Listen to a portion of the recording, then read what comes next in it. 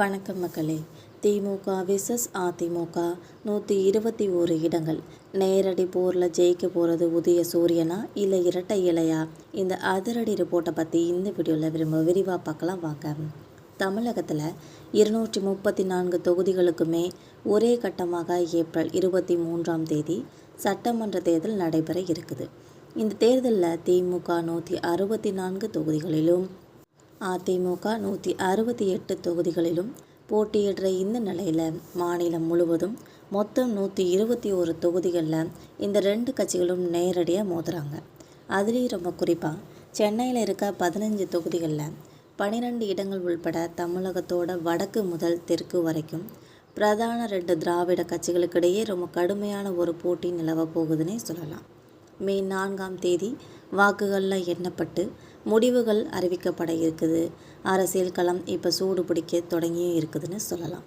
இந்த முறை தமிழக தேர்தல் களம் 5 முனை போட்டியை சந்திக்குது. அதாவது திமுக தலைமையிலான காங்கிரஸ் கூட்டணி, அதிமுக தலைமையிலான பாஜக கூட்டணி, சீமானின் நாம் தமிழர் கட்சி, நடிகர் விஜயின் தமிழக வெற்றி கழகம், ராமதாஸ் சசிகலாவோட அணின்னு சொல்லி 5 தரப்புகள் களத்தில் இறங்க போகிறாங்க. சென்னையில் அதன் சுற்றுவட்டார மாவட்டங்களான காஞ்சிபுரம், திருவள்ளூர், செங்கல்பட்டு இந்த மாவட்டங்களில் கொளத்தூர், எழும்பூர், ஆலந்தூர், தாம்பரம் இந்த முக்கியமான தொகுதிகளில் திமுக மற்றும் அதிமுகவோட வேட்பாளர்கள் நேருக்கு நேர் மோதுறது தொண்டர்கள்கிட்ட ஒரு பெரும் எதிர்பார்ப்பை ஏற்படுத்தியிருக்குன்னே சொல்லலாம். கொங்கு மற்றும் வட மாவட்டங்களை பொறுத்த வரைக்கும் எடப்பாடி, ஒசூர், நாமக்கல், வேலூர், ஆற்காடு மற்றும் கோயம்புத்தூர்னு சொல்லி தெற்கு மாவட்ட தொகுதிகளில் 2 கட்சிகளும் நேரடியாக மல்லு கட்டுதுன்னே சொல்லலாம்.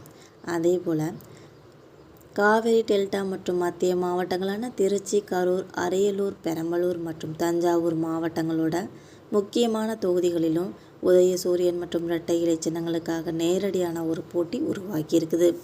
அமைச்சர்கள் மற்றும் முக்கிய நிர்வாகிகள் களம் காண போகிறதுனால இந்த பகுதிகளில் தேர்தல் களம் ரொம்பவே முக்கியத்துவம் வாய்ந்த ஒன்றா இருக்குதுன்னே சொல்லலாம்.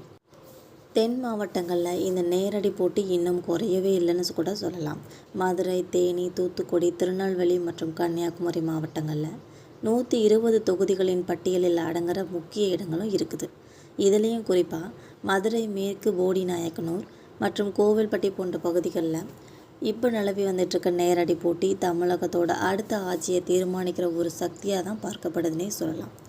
இந்த 5 முனை போட்டி நிலவினாலும் 121 தொகுதிகளில் திமுக மற்றும் அதிமுகவுக்கு இடையில் நிலவர இந்த நேரடி மோதல் தான் தேர்தலோட ஒரு மையப்புள்ளியாகவே அமைஞ்சிருக்குன்னு கூட சொல்லலாம்.